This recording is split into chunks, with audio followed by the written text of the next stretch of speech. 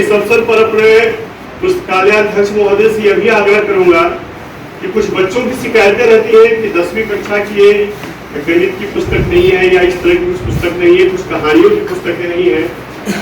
तो बच्चों की रुचि का ध्यान रख के कुछ ऐसी पुस्तकें भी जरूरत की जाए ताकि हर किसी के लिए पढ़ने के लिए कुछ कंटेंट है। तीसरा पुस्तकालय का एक बहुत सार्थक, सटीक और व्यवहारिक नियम है कि विषयवार पुस्तकों का इस प्रकार से संधारण किया जाए कि वर्ग कक्ष की पुस्तकें अलग हो, धार्मिक पुस्तकें अलग हो, ऐतिहासिक पुस्तकें अलग हो,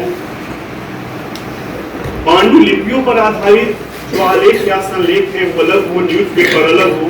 हालांकि आपकी लाइब्रेरी में अलग अलग बाइफरकेशन किया गया है और अच्छी तरह से उसका संधारण भी है, लेकिन बच्चों की रुचि का जरूर हम लोगों को ध्यान रखना चाहिए। और इसके साथ आप बच्चों का भी दायित्व है, यदि किसी बच्चे के पसंद की कोई पुस्तक नहीं है या किसी पुस्तक के बारे में उस बच्चे की उत्सुकता है, तो हम लोग निश्चित रूप से उसको अपनी पुस्तक पे नोट करें। जो एक हैंड नोट की बुक रहती है हम लोग के पास, जो रिक्वायरमेंट लिस्ट कहलाता है, तो अधियाचना जरूर यहाँ प्रस्तुत की जाए ताकि उसके आधार पर उन पुस्तकों की उपलब्धता सुनिश्चित कराया जा सके।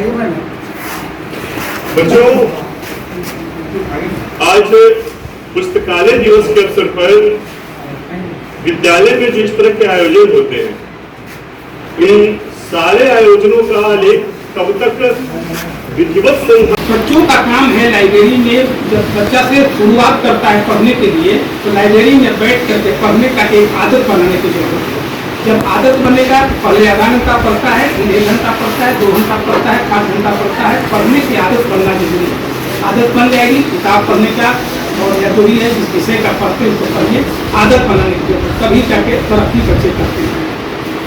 इसलिए लाइब्रेरी में यहाँ व्यवस्था सब कुछ है, आप आके बैठ कर पढ़ते भी हैं, पढ़ने की व्यवस्था है, लगातार पढ़िए, सब विषय आपको पढ़ना, ठीक है।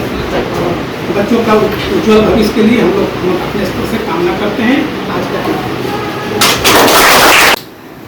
जब जब पुस्तकों की बात आए और जब जब विद्यालय में लाइब्रेरी की बात आए तो इनका मनोरथ पूर्ण हो और लाइब्रेरी में और भी अच्छी व्यवस्था हो सके। अभी ई लाइब्रेरी के लिए भी हम लोग प्रयास कर रहे हैं कि एक नेट कनेक्शन के साथ ई लाइब्रेरी वाली कंटेंट्स आपको मिल सके।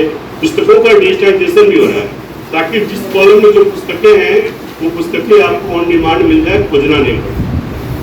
तो बहुत सारी बातें हैं, बहुत सारा वर्क फ्रेम इन लोगों ने किया है और करना है, इसलिए इस पे सारे लोगों का जो सहयोग, सुझाव या जो कुछ भी लाइब्रेरी से संबंधित है, हम प्रयास करेंगे कि लाइब्रेरी अच्छा हो। इस अवसर पर सभी गुरुजनों का मैं आभार व्यक्त करता हूँ, सारे बच्चों का अभिनंदन करता हूँ और फिर से एक बार राष्ट्रीय पुस्तकालय अध्यक्ष दिवस की कोटि कोटि शुभकामनाएं आप लोगों को प्रेषित करता हूँ।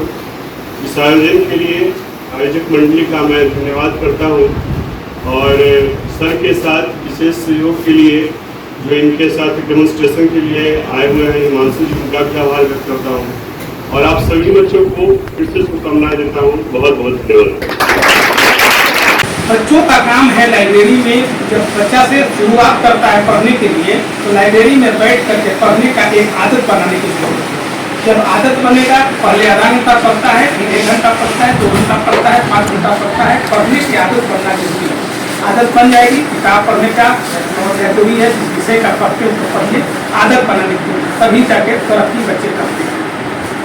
इसलिए लाइब्रेरी में यहाँ व्यवस्था सब कुछ है, आप आकर बैठ कर पढ़ते भी हैं, पढ़ने की व्यवस्था है, लगातार पढ़िए, सब विषय आपके पास, ठीक है। और बच्चों का उज्ज्वल भविष्य के लिए हम लोग अपने स्तर से कामना करते हैं। आज का रहे हैं ज्ञानसागर times.com